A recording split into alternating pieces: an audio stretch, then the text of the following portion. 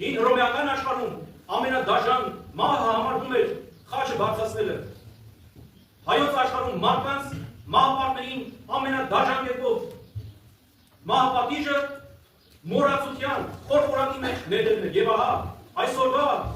մեր սրբավայրը ուղիղ եւ անմիջական կապ ունի այս պատմության եւ այս տոնի հետ։ Մեզանից քիչ հեռու մյուս եկեղեցու խորանին 6 մետր խորությամբ գտնվում է այս սրբավայրը, որ ժամանակին որպես պատժարան էր օծերի ու կարիճներով, օծերով ու կարիճներով լիվի վայր, որտեղ մարդիկ պիտի չգոյատևեն նույնիսկ 1 կամ 2 օր։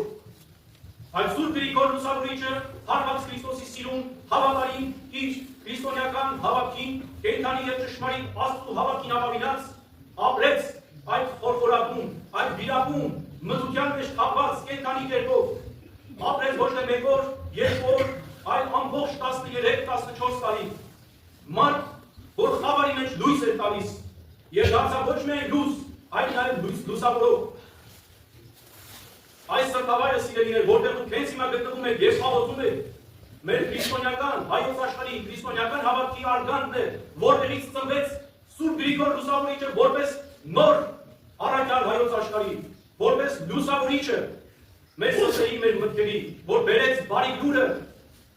սերմանեց, խնամեց եւ մենք այդ խնամված սերմերի տեսանելի եւ շոշափելի արդյունքն ենք։ Եվ Սուրբ Գրիգորի վիճակված լինելու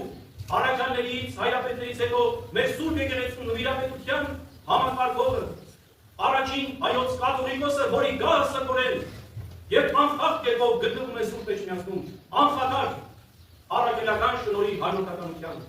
Մենք նույնպես անցնում ենք դժվարությունների միջով, մենք նույնպես ունենք մեր վիրապները, որից մենք վախենում ենք, որոնց մեջ մենք կապված ենք, սակայն սիրելի հավատացյալներ, այն Աստված, որ Գրիգոր Լուսավորչից